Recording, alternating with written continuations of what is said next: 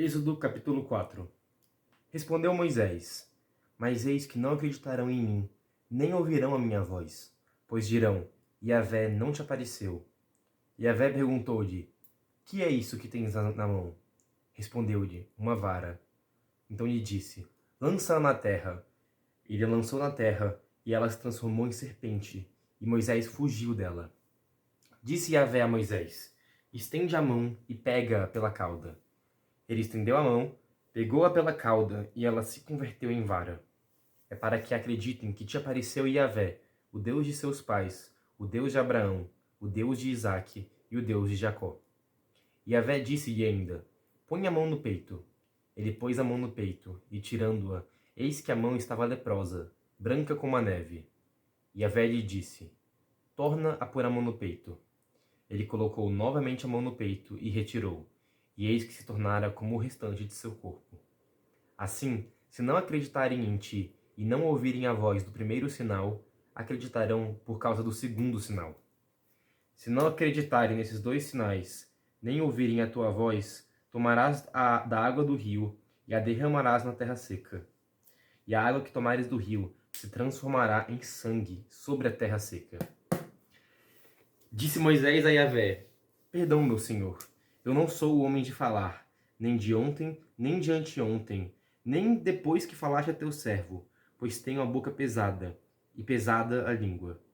Respondeu-lhe Yahvé: Quem dotou o homem de uma boca? Ou quem faz o mudo ou o surdo, o que vê ou o cego? Não sou eu, Yahvé?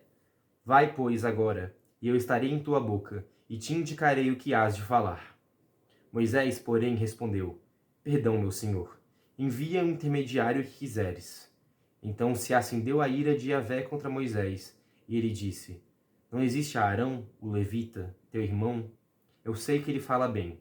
E eis que sairá ao teu encontro, e vendo-te, alegrar-se-á em seu coração. Tu, pois, lhe falarás e lhe porás as palavras na boca. Eu estarei na tua boca e na dele, e vos indicareis o que devereis fazer. Ele falará por ti ao povo. Ele será a tua boca, e tu serás para ele um Deus. Toma, pois, esta vara na mão. É com ela que irás fazer os sinais. Saindo, Moisés voltou para Jetro, seu sogro, e lhe disse: Deixa-me ir, e voltar a meus irmãos que estão no Egito, para ver se ainda vivem. Respondeu Jetro: Vai em paz. Yahvé disse a Moisés em Madiã: Vai, volta para o Egito, porque estão mortos todos os que atentavam contra a tua vida. Tomou, pois, Moisés a sua mulher e seus filhos, fê-los montar num jumento, e voltou para a terra do Egito. Moisés levou em sua mão a vara de Deus.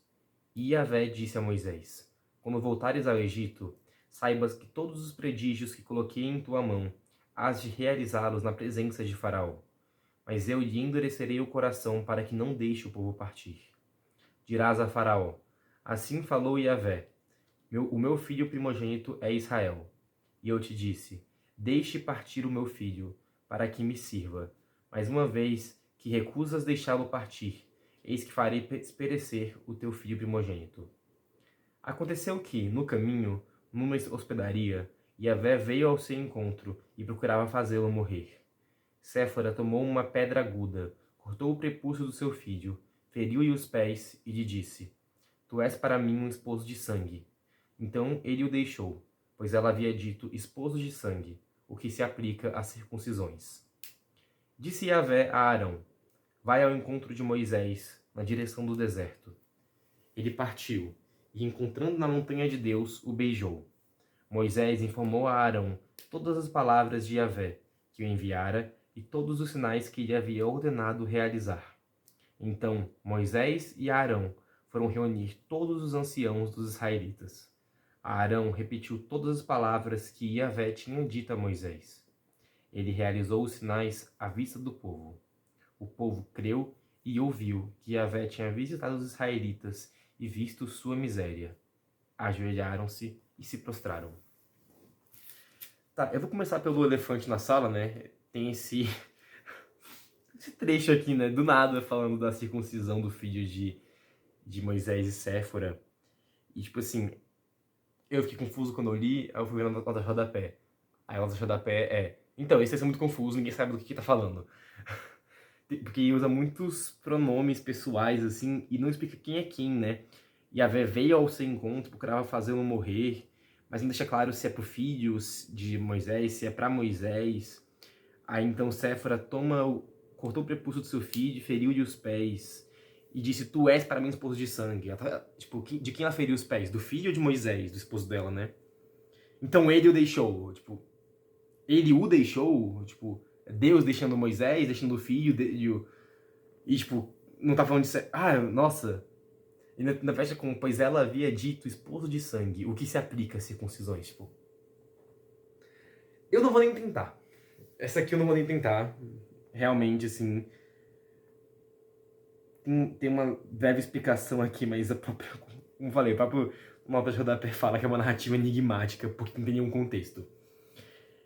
Enfim. Uma coisa aqui interessante é talvez mais a questão da seriedade da circuncisão para os hebreus, né? Então, a raiva de Deus aqui porque um servo dele não estava circuncidado. Isso quebra a aliança que havia sido feita a Abraão, né? Mas enfim. Cara, Moisés é chato, hein, velho? Ele é que nem a gente? Ele é que nem a gente. Com certeza a gente tem a mesma reação que ele quando tem uma missão difícil de ficar. Não, Deus, mas... Se eu chegar lá, quem eu falo que me mandou? Não, Deus, mas... Como é que eu vou saber que é verdade? Não, Deus, mas eu não sou bom de falar. Não tem como mandar pra pessoa, tipo... O bicho é chatinho, mas... É muita gente, né? De não se sentir seguro, de não confiar, de não querer, ter medo das missões que Deus manda a gente, né? E tipo assim... Me lembra aquele ditado que Deus não escolhe os capacitados, Deus capacita os escolhidos. Porque Moisés fica com esse medinho, aí conversa com Deus fica puto com ele, tipo assim, mano, tá bom. Eu preciso de você, então chama seu irmão também. Mas depois Moisés vai ser um puto orador. Ele vai mandar muito bem o discurso que vai fazer depois de libertar o povo do Egito, no caminho até Canaã, no deserto.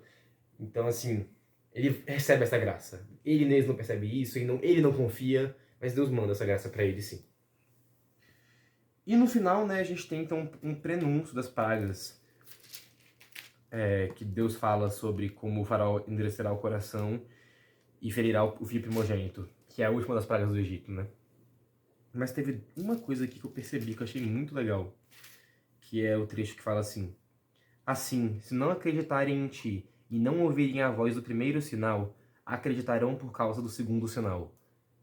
E isso é a antiga e a nova aliança. Aqui os sinais que Deus está falando são as alianças dele. Então, o primeiro sinal vai ser a libertação do povo do Egito, e o segundo sinal vai ser a paixão de Cristo.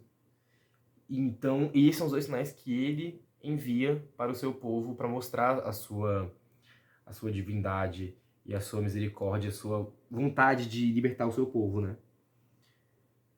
Então, se não ouvirem esses dois sinais, nem ouvirem a tua voz, no caso a voz do profeta, do Moisés, então tomará água do rio e derramarás na terra seca, e a água que tomares do rio se transformará em sangue sobre a terra seca. Cara, isso me lembra até quando se fura o peito de Jesus, né? Que depois que ele morre, fura o peito dele e sai sangue e água. Interessante, assim. Isso aqui... Isso aqui eu não vi nenhuma nota explicando isso mesmo, não. Isso aqui é realmente a minha interpretação do que está escrito. Eu acho que faz muito sentido, assim. De que Deus falou por nós em dois sinais, nas duas alianças que ele fez com o seu povo. Que inclusive a segunda é a última.